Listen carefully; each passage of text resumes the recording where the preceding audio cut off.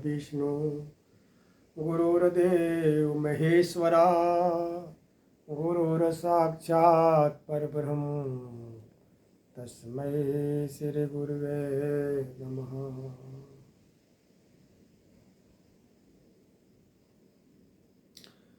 क़यामत ज्योतिष में आप सभी का स्वागत है। आज मैं एक ऐसी कहानी सुनाऊंगा जिसे आप या हम या किसी को भी,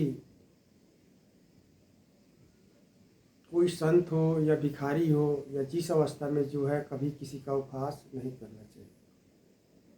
ये बड़े दर्दनाक कथा है, इसे सीखना चाहिए।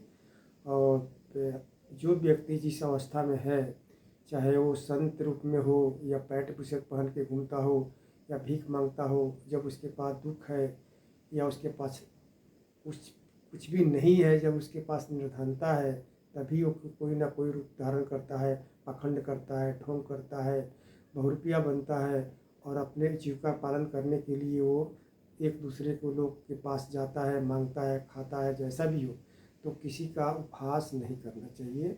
इसी विषय में एक कथा मैं आप लोग को, बड़े दर्दनाक कथा मैं सुना रहा हूँ। इसे जो व्यक्ति है सबको सुनना चाहिए और इसका पालन करना चाहिए। तो हमारे ये कथा हमारे देश में, हमारे भारत में बड़े महान संत हुए। जो वैसे संत इतने महान बड़े बड़े हमारे ज्ञानी पुरुष और संत महापुरुष हुए जिनको हम गिनती नहीं कर सकते हैं।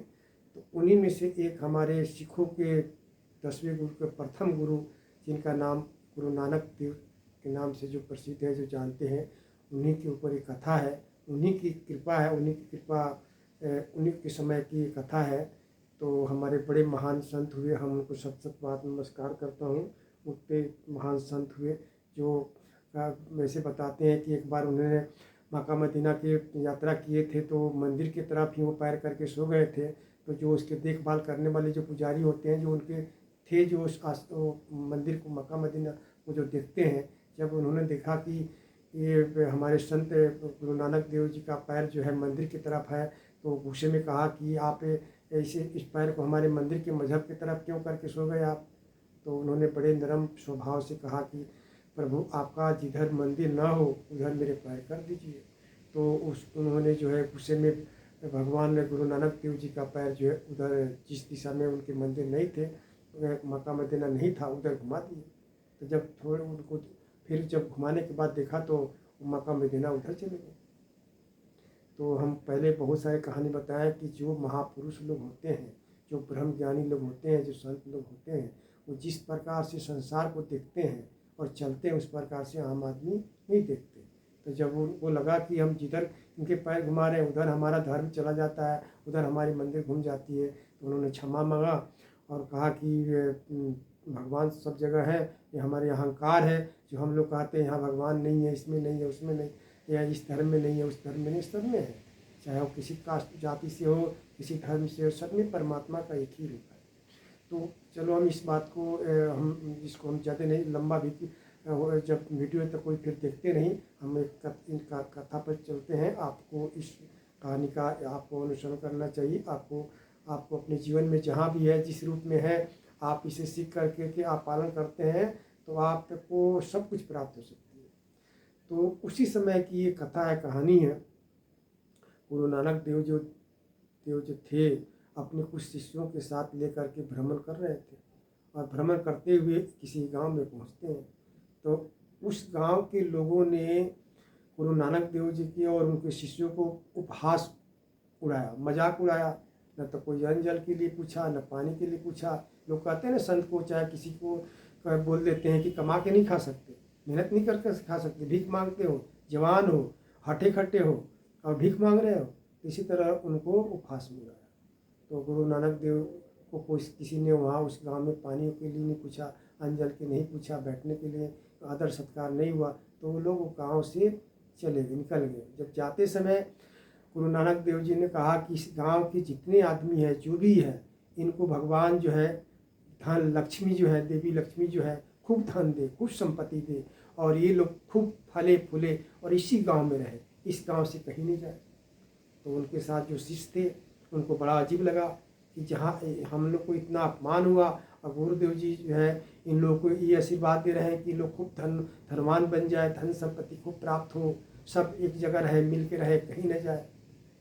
तो किसी को हिम्मत नहीं किया कि हम गुरु से पूछें कि आपने इस तरह से इन लोगों को आशीर्वाद क्यों दिया जहाँ हमारा अपमान हो रहा। फिर दूसरे गांव में गए। गुरु नानक देव अपने शिष्यों को लेकर के दूसरे गांव में जाते हैं। तो जैसे उस गांव में गए कि वहाँ के लोगों ने बड़ा मान सम्मान किया, खाना पीना, आदर सत्कार, नमस्कार, उठना बैठना, सब उनकी रहन सहन व्यवस्था बड़ा किया। तो बड़े प्रसन्न हुए, शिष्य भी बड़े प्रसन्न हुए, सभी प्रसन्न हुए, और उस आदर को देख करके वो लोग बड़े खुश हुए। उनको लोगों ने कहा कि गुरुदेव यहीं रहिए, यहीं आप भजन कीजिए, यहीं रहिए। तो भ्रमण पर थे। फिर उस गांव से बाहर जाने लगे। तो जब बाहर जाने लगे तो गुरु नानक देव जी बोले, इस गांव के जितने भी आदमी है, जो भी है, जितनी भी संख्या, सब उजड़ जाए। बड़े विचित्र कथा है। आप हमारे मुख से सुनकर भी आप कहेंगे कि देखो ये भी ऐसे ही बोल रहे हैं। गुरु नानक देव जी वो आशीर्वाद दिए, इस गांव के जितने भी आदमी हैं एक साथ न रहे, सब उजड़ जाए, गांव एकदम बर्बाद हो जाए, यहाँ से सब कहीं अन्यत्र चले जाए, कोई कहीं चले जाए, ये सब एक साथ मिल के न रहे।